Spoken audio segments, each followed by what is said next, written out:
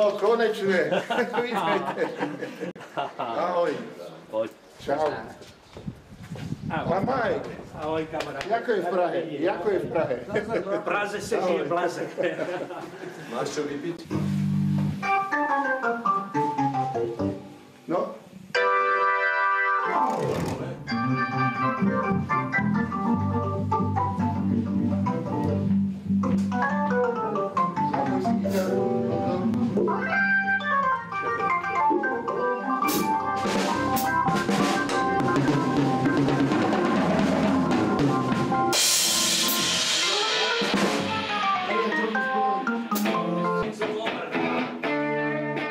Vznikli sme v roku 1965.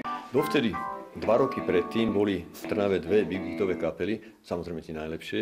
Jedni sa volali, že Čierni chlapci, Black Boys, to bol Laco, Pero.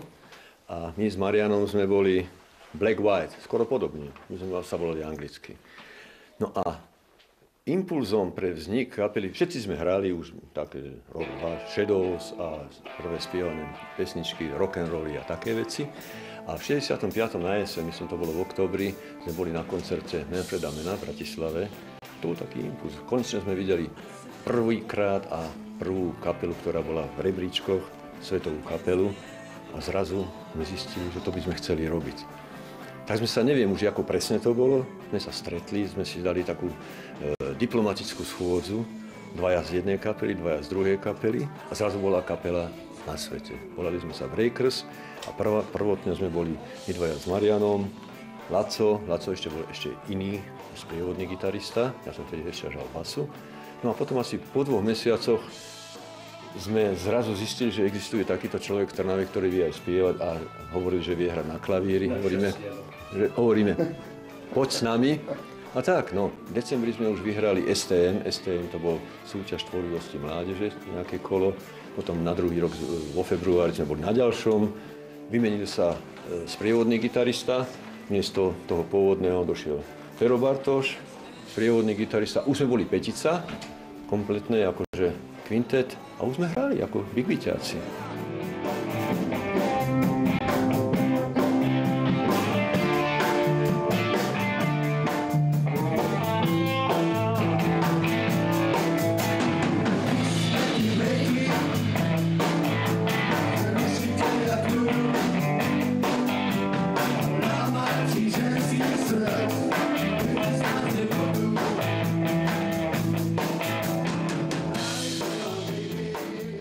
Marián Revenár bol bubeník, vždycky na každom vystúpení zlomil paličky.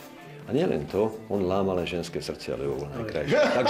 Takže to boli ako Breakers, tak to vzniklo. Ale my to máme dokumentované v kronike, presne dátumovo, kedy to vzniklo a prikláňam sa k Bonzovi, že skutočne to bolo tak, že sme v tom slovníku hľadali a to slovo break sa nám páčilo, no ako také, že drvenie, alebo chceli sme hrať takú muziku, ktorá by trošinku bola taká tvrdá, pritvrdlá. No, takže z toho to Breakers a Mariano tento prijal, ale má teda svoju teóriu, ale tak je to v poriadku.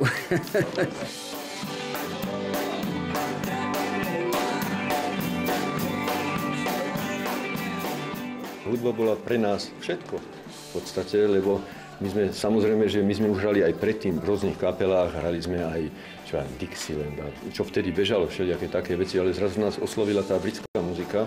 My sme ako absorbovali britský big beat v podstate, teda samozrejme Beatles, ale my sme boli viac, to bolo vtedy rozdelené v tých polovici 60. rokov, že tí, ktorí mali radi, alebo chceli hrať Beatles a ktorí chceli hrať Rolling Stones, tak my sme boli tá druhá strana, Rolling Stones, Chuck Berry a tak, to sa nám páčilo a my sme boli telom a dušou big-beatáci.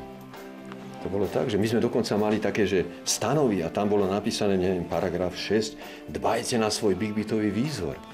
Že to bolo tak? A doteraz to tak je.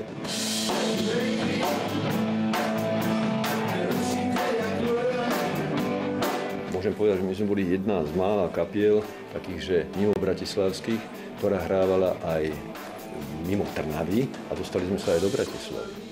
Takže asi sme boli ako tak troška dobrí.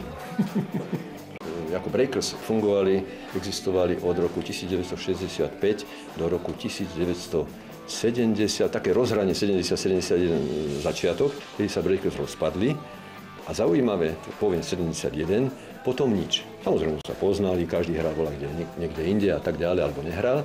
A potom vďaka nášmu tomu pôvodnému manažerovi Petrovi Horvátovi, ktorý organizoval, bol takou dušou, takou podujatia v Trnave, ktoré sa volá, že Trnavské dni lásky, porozumenia a tak. A on to bol hlavný organizátor, tak povedal, že dal nám ponuku. Marian má zase inakšiu teóriu, ale podobnú, že dal nám ponuku, že aby sme vystúpili. No a my sme 30 rokov spolu nehrali. Presne 71, 2001, to bol rok 2001. A my sme skutočne nacvičili takú zmes v 2 skladieb, trvalo to 5 minút a tam sme vystúpili. A zrazu bol relatívne veľký úspech, napriek nášmu veku vtedajšiemu, ktoré ešte je horšie. No a potom sme začali hrať a začali sme robiť také, že občas spomienkové koncerty pre nostalgické baby, pre nostalgických poslucháčov, ktorí si ešte nás pamätali. Takže hráme tak každý rok tí 3-4 koncerty.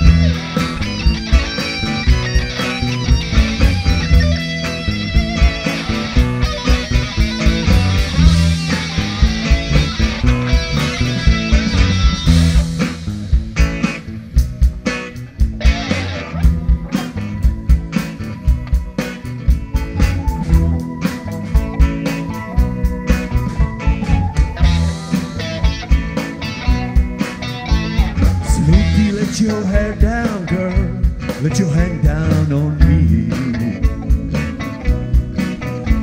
Snoopy, let your hand down, girl. Let it hang down on me. Yeah. Oh, come on, Snoopy. Come on, come on. Oh, come on, Snoopy. Come on, come on. Oh, come on, Snoopy. Come on, come on. Oh, come on, Snoopy. Come on, come on. Well, it feels so good. Come on,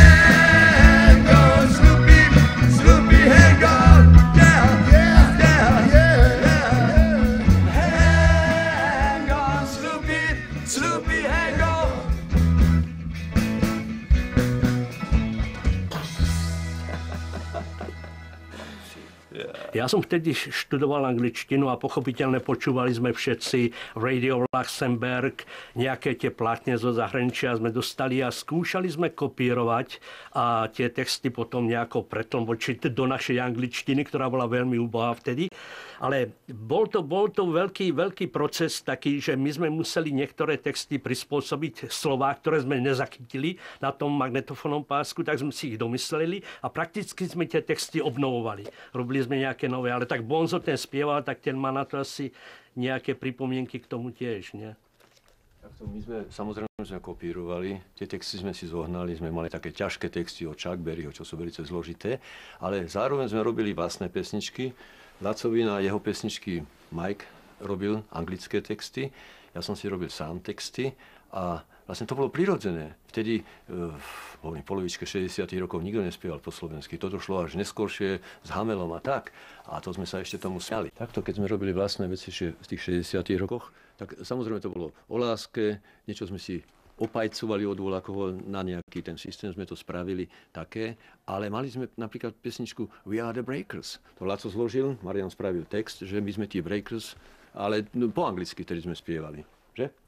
Tam sme sa snažili tak trošku ten náš život opísať, že čo sme robili, sme chlapci, ktorí chodia v džínach, spievame pre vás, máme radi dievčatá, dievčatá majú radi nás a takto. A potom ešte tam bolo o tom alkohole niečo, ale to bolo na záver. Tam bolo niečo, že alkohol tiež patrí k tomu a končilo to tým, nech žije rock and roll.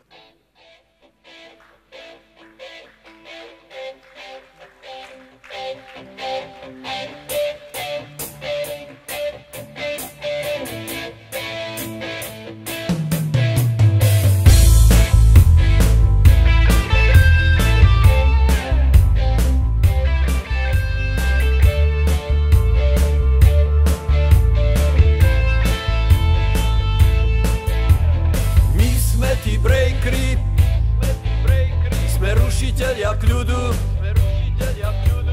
lamači ženských srdc nikdy z nás nebudú.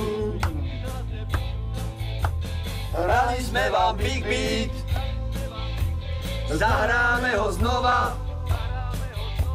Spomienky na časy, rany sa nám hoja. Pôjdeme hlavnou ulicou, po korze, po pleku a s kravatou, pred radnicou a pred asom. Tam sme sa stretli s Big Beatom, Tranzistor na uchu a Rolling Stones. Chuck Berry spieval Go, go, go. Prinášame nádej, stretneme sa znova. The Breakers vás volá, nedá pokoja. Naša veľká vášeň, to sú tie dve slova. Je tu opäť Big Beat, hráme ho znova. The Breakers!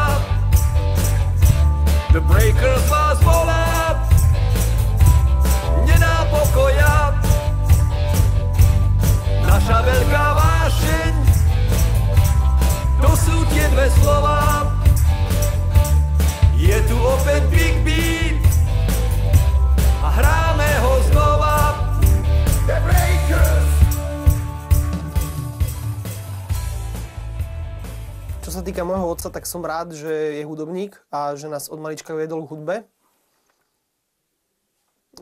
Ovplyvnilo to určite naše životy pozitívnym smerom, tým, že sme tú hudbu brali od malička ako niečo proste, čo sa nám páči a čo chceme robiť aj my.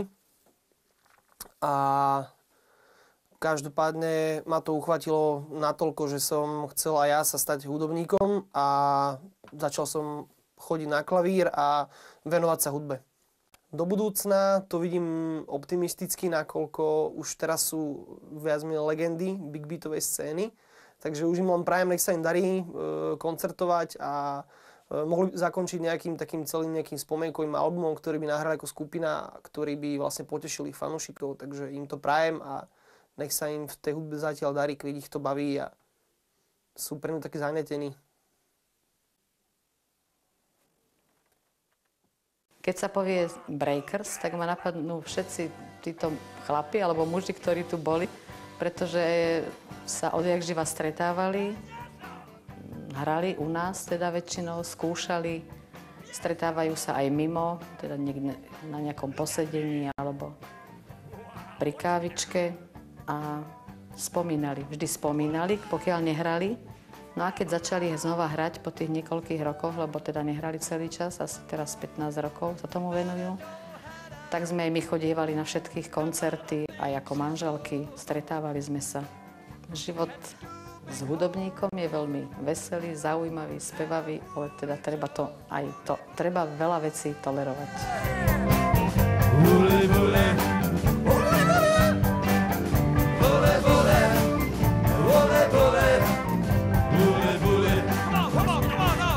Ja som si napísal, pozeral som na nich, akí sú mladí všetci, tak som zistil, že my piati máme dohromady, koľko? Dobre na to vidím? Dobre, no. 343 rokov. Priemerný vek 68, desatina čiarka 6. The Breakers. No. Už som o 2 roky starší. Už to je tam. Vidíš. Priemerne, no.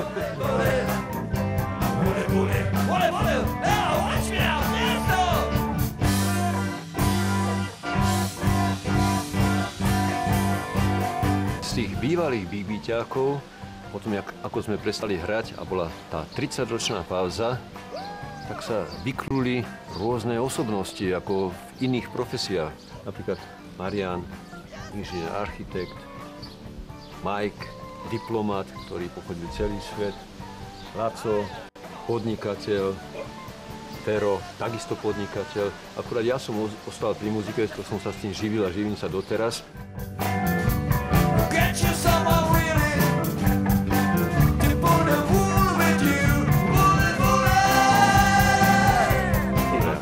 Pozri, kto ide. Jej, tu je Alino. Ale, tak to teda áno. Ali, rád ťa vidím po dlhej dobe, ahoj. 100? Čo? 100 rokov sme to nevideli. Ahoj, serus Alek. Ahoj, serus, ahoj. Toto je ten, čo to zorganizoval. Ideme na to, ideme na to. Kamarát, dobrý. Počkaj, kde máš flašku? Jakú flašku? On to má tam v tom batohu. Abstinent, 30 rokov abstinent, teraz nosí ja flašku. Dobre, chlapci, perfektne sme pohromade znovu po dlhej dobe. Poďme. Počkaj, ešte Laconárky iba, Jo, ne? tak on príde autom. Má tam zástavu. No, poďte sem, chlapci, poďte sem. Tuto to bolo. Prvý sonet. No, pozrite sa. Toto tu ešte nebolo. Toto. Dvere sú pôvodné. No, toto je pôvodné dvere. A to sú všetko moje autá, to som zarobil na Big Beate. Toto je pamätný dvor, pretože tu sa rodili všetky také tie dôležité hudobné nápady. Tu býval totiž náš kamarát Peter Mihálik. Peter Mihálik, ktorý jediný, myslím, z celej partie mal slušný magnetofón a veľkú zbierku z Luxemburgu nahraných skladieb. Takže Peťo sa stal takou hudobnou dušou. Keby bol neskôr rozvíjal tento svoj boží dar, tak možno, že by tá skupina ešte lepšie výsledky dosiahla, ale on vlastne bol takým tým štartovným motorom. Zišli sme sa u ňoho v izbe, sedeli sme tam často aj 10, počúvali sme skladby, ktoré u nás ináč v mass médiách nezneli, nebolo ich počuť. A chytali teda najmä tí hudobne nadaní chlapci, chytali vlastne ten drive z tej západnej muziky. A vlastne tu sa aj sformovalo takéto jadro ľudí, ktorí okolo Breakers potom robili tú povinnú vodu a pomáhali aj zisťovať, čo, kde, ako by sa dalo. Už sa rysovali peniaze na aparatúru, bolo treba sa pozrieť do tých podnikov, v ktorých sa dobe aparatúry predávali. No a tak sme vlastne dospeli k tomu, že pôjdeme kúpiť aparatúru do Bratislavy, do Technomatu.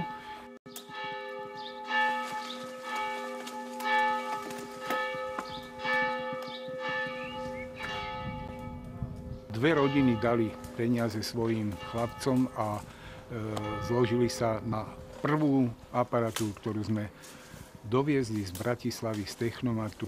Takže doviezli sme túto aparatúru vlakom.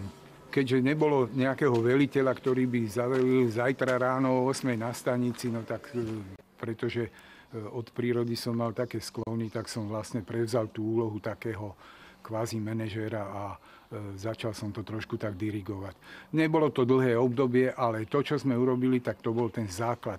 Kúpili sme aparatúru, dal sa solidný podklad tomu, aby tá kapela mohla ďalej tvorivo žiť, aby sa mohla rozbehnúť.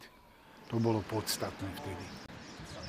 V čase, keď sa hľadala hlavná reklamná fotografia pre prvý koncert skupiny Breakers, tak si šťastne zvolili kultový strediskový bod, a to je súsočie Antona Bernoláka, ktoré použili aj potom pre tú chýrnu reklamnú fotografiu, ktorá im spôsobila síce aj slávu, ale aj nepríjemnosti z hľadiska médií. Som veľmi rád, že stále sa môžeme pri tomto súsočí zísť a pospomínať si, pretože túto istú skladbu si môžeme zopakovať z hľadiska historických súvislostí a opakovať si túto atmosféru, ktorá vzbudila veľkú pozornosť hlavne mladej generácie, ktorá sa prvýkrát v Trnave zoznámila so skutočným Big Beatom. Vterajšia teda noblesa mestská nezniesla, že niekto, kto má o kúsok dlhšie vlasy, sa dal odfotiť pri tomto pomníku. Dlhovlasí martyri zhanobili sochu Bernoláka. My sme ti breakeri, sme rušiteľia kľudu, lamači ženských srdc už nikdy z nás nebudú. Hrali sme vám Big Beat, zahráme ho znova. Spomienky na časy, rany sa nám hoja. Skupina Breakers ma pozvala a dala mi jedinú úlohu ako takzvanému manažérovi, aby som im vybavil niečo reprezentačné, kde by chceli odštartovať reprezentačne svoju kariéru. Tak ma napadlo, že využijeme kontakty, ktoré sme mali s Trnavským divadlom a dostali sme podmienku, že áno, Big Beatový koncert prvýkrát v dejinách tejto budovy, ktorá je najstarším skamenným divadlom v Strednej Európe inak, bude Big Beat, ale len s podmienkami, že za prvé slušní ľudia, za druhé sami týchto ľudí si zoženieme, aby neprišlo k výstrednému publiku. Takže 6. septembra 1966 sa uskutočnilo v budove Trnavského divadla prvý koncert, veľký koncert prvej veľkej trnavskej skupiny Breakers. Sám som mal tú čest to moderovať s veľkou trémou.